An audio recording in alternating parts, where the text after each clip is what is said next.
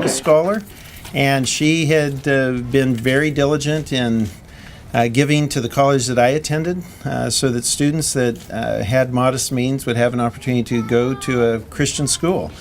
And I've always been grateful for that, and so thankful that you, in your own way, are continuing that legacy at Westmont of allowing students the opportunity to come, to give to the college, and especially to give to student scholarships, which make their attendance possible.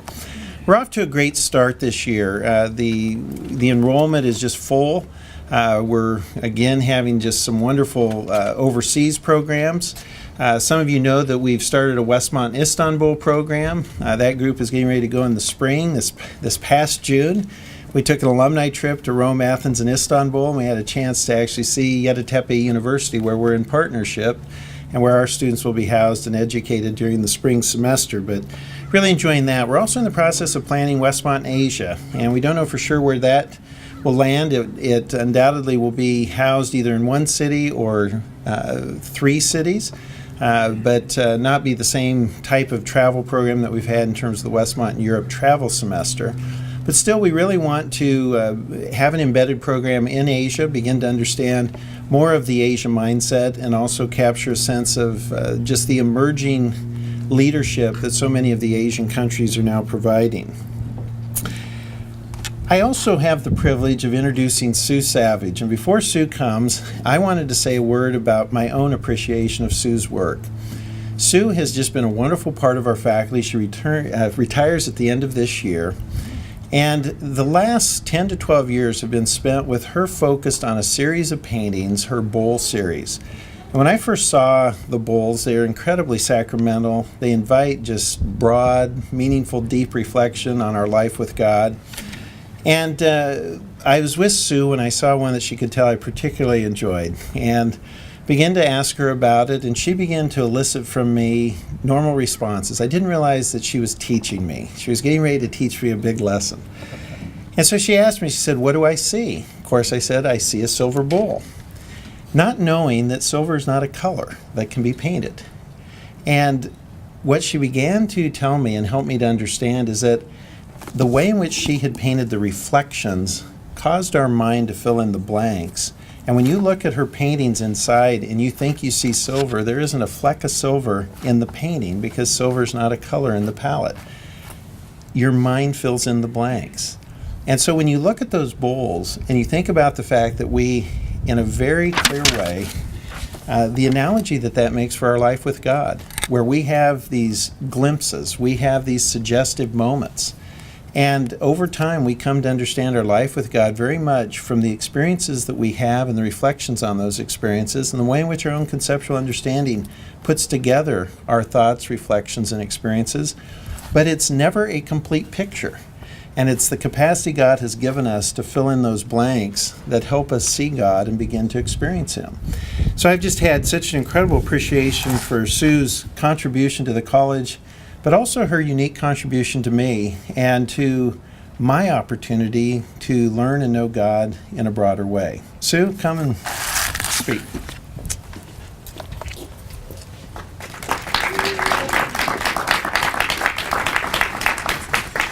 Thank you, Gail. Appreciate those comments. I've been asked today to share with you some thoughts on creativity, and I prepared my notes for you because I'm the kind of person that thinks ahead, and I'm not terribly extemporaneous. I don't want to miss anything, so I try to prepare what my mind wants to tell you. So I'll begin by saying that most of us look at the product of creative effort. From the artwork on our walls to the clothing that we wear, the designer of that product once was a student of art. They had to embrace a process of education in order to create those things that enrich our lives. Today, as we celebrate this time of reunion, educational reunion, I would like to talk about what is at the heart of the art-making process and highlight the importance and benefits of 3 significant things that makes a Westmont education provisional for its students and our future designers, our future artists. One is the value of the art experience in the Christian liberal arts tradition. the importance of developing personal meaning or purpose in what is created through self-discovery, risk-taking, and diligently managing the challenges of the creative process. And 3, how this training prepares Christian young people for what they will ultimately contribute to the world. We have today with us three art students. They're in the shade. Their work is here, and I'd just like to introduce them to you. They're graduating seniors. On the left is Casey Underwood, and his paintings are these 2 paintings, and then this one really amazing little technique called chinocolé printing. Then we have Charlotte Bryant. Charlotte is a painter, and her imagery is going to be very reflective of what she will do for her senior capstone show in April. And then Taylor Viramontes, who has this large colored pencil piece here. Taylor is really interested in the eye, and she's had this interest for a long time and will continue studying it and dealing with it. So I hope you can come back in April and see their pieces. When we're finished, when I'm finished in about 15 minutes, I would really invite you to come and see this work closely, share some things with the students, ask them questions, and they'll be quite delightful to you, I'm sure. So as my topic indicates today, there is more than meets the eye, especially when it comes to the importance of art and its practice in the overall educational experience.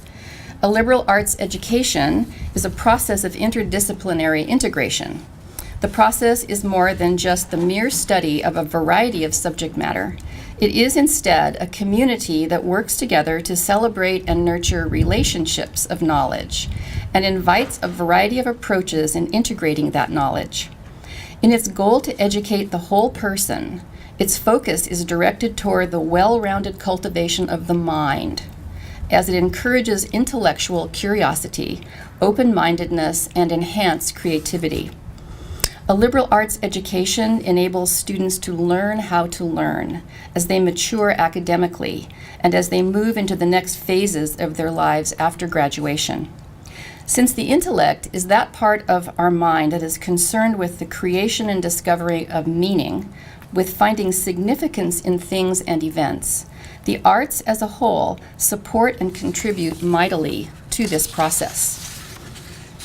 It is the intellect that strives to make sense of things, and since making sense of things means finding a rational form, a unified order, and an inner coherence to that which is being examined, the student artist has much to gain from such a focus and much to contribute to it as well. Even though the work of the artist is primarily noted for the physicality of the product, it must also be noted that prior to the final presentation of any product, a great deal of time, effort, and struggle must be invested intellectually into a final formulation.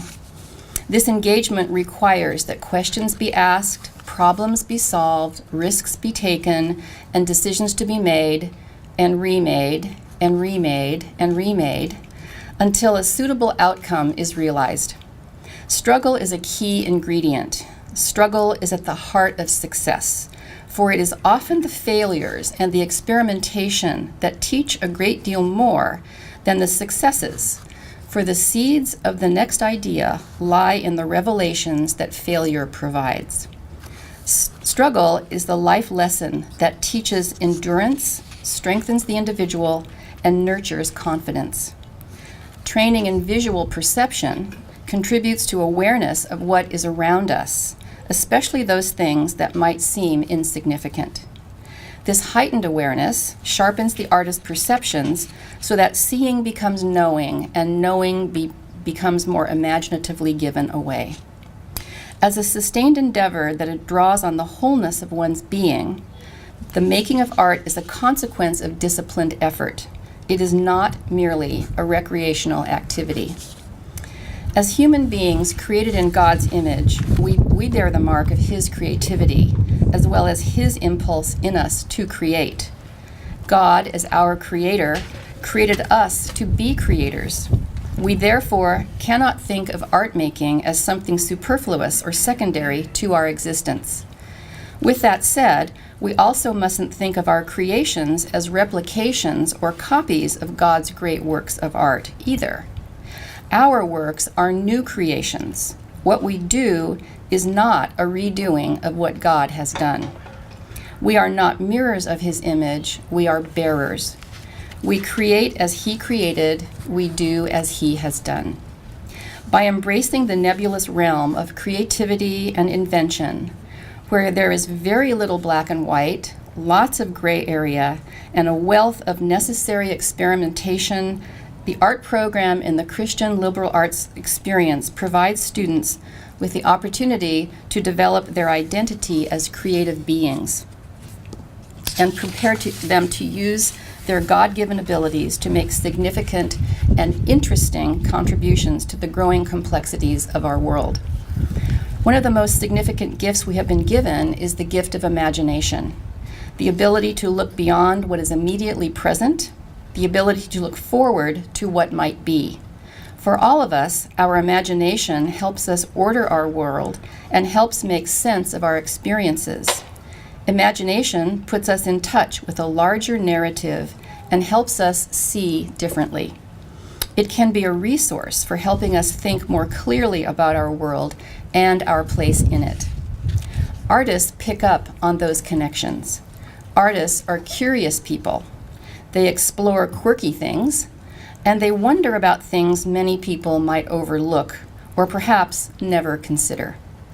The things artists create cultivate meaning, bring things to our attention, and make us reconsider ourselves. The study of art for students in the Christian liberal arts tradition offers a training ground for original thinking and expressive responses that ultimately lead to the formulation of critical judgments, informed opinions, and consequent actions. God does not call us to just express ourselves. He does call us to give meaning to the world that He has created for us. He calls us to nurture the world and govern it.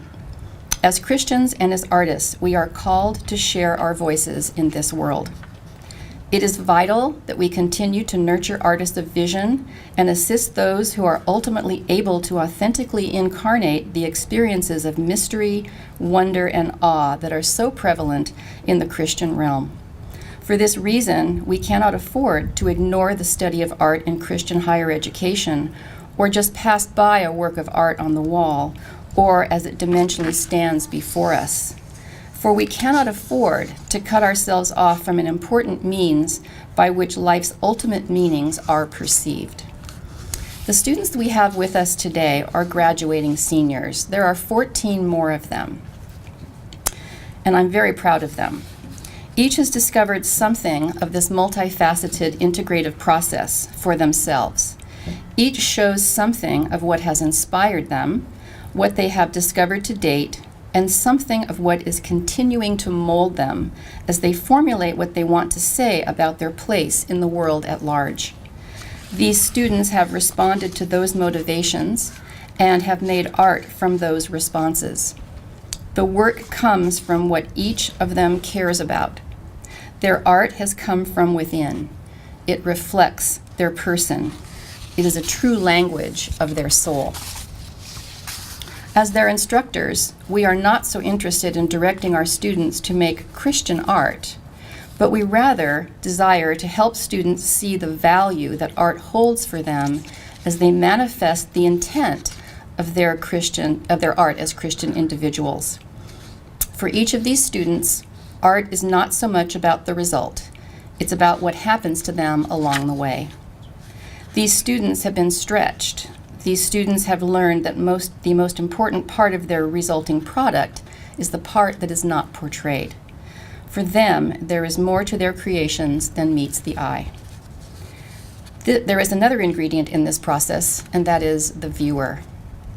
Art with a capital A points beyond itself to something the artist hopes will warrant the attention and understanding of others as it makes connections to the viewer. Art seeks transcendence in the viewer, just as it did with its creator. In viewing their work, the artist invites the viewer to stand where the artist once stood. Neuroscience has shown that the strategies employed in the things we call art lend themselves to memory, and therefore, in the right context, a work of art will connect with the memory, stay with us, and make meaning for us if we are willing to spend time in front of the work to let it speak. Personally, I can attest to all the things I have just mentioned. Through my years here at Westmont, I have been a student right along with my own students.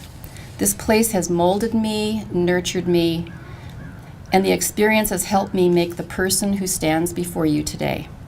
No other time in my life have I made such meaningful steps of progress as a whole person.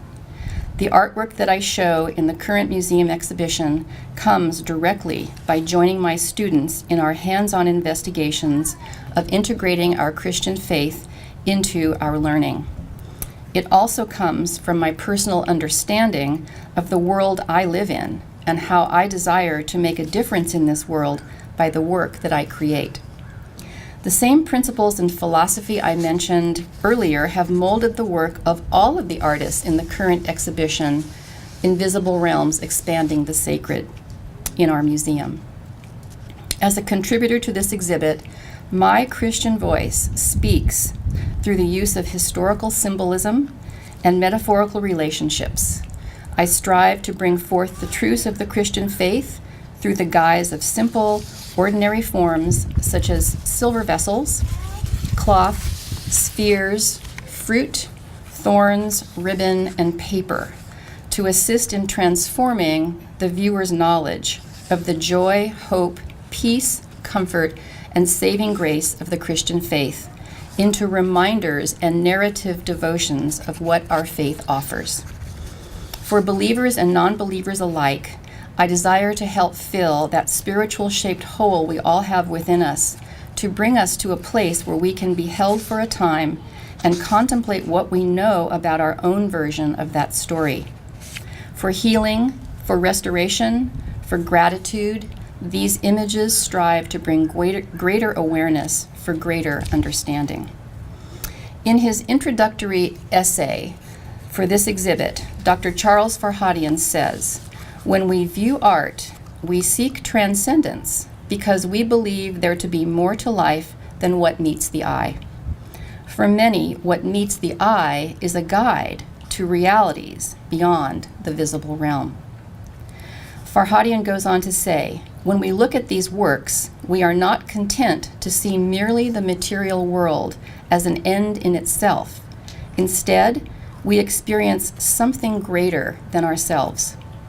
Theologian A.W. Tozer says, "It is not what an artist does that demonstrates whether the work is sacred or secular. It is why the artist does it." Art production goes beyond form to serve an intellectual function. One thing these journeys have taught our art faculty and our students, it is that art making has the ability to shape the person who creates it. For both the artist and the student, whether it is through fine art or functional art, what is in one's heart will come out in one's art. This vitality is an important component of nurturing the whole person and equipping that person to impact the lives of others. This is the mission of a Westmont education. There is more than meets the eye. Opening one's eyes to the unseen, embracing mystery of what is seen, is now up to the receiver. Artists are just the messengers. So, with those comments, I'm so pleased to be here with you today to kind of help reflect on some of the things that I have learned from my time here, from the creative process. I see a few former students in this audience, which is a delight. And I'm so thrilled to be able to continue to watch my students as they make their place and make their way in the world, because I know from the wonderful education they get here, we're going to see a pretty powerful impact. We need to help these students use their Christianness in everything that they do. So my time is up, and I thank you so much for your attention. I'm going to invite you, when the program is over, after Reed comes up, to stay and talk with our students, and also please feel free to join me in the museum to further the conversation if that's what you would like to do. So thank you so much for all the wonderful gifts you've given and all the wonderful contributions you have made to this institution. Believe me, it's very noticed and very welcome. Thank you.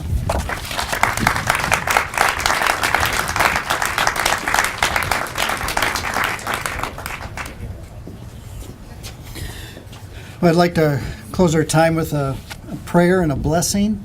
I just want to thank Sue and Dennis as some of our newest members to Wallace Emerson Society, joining a legacy of over 700 others like yourself who are leaving a legacy to ensure that the college, what the college represents, what it aspires to, endures long after all of us are with the Lord. And every day we thank God for each of you, for your love of the college, for your trust in this place, and we will work very hard to keep that trust, and we look forward to what God would have for us.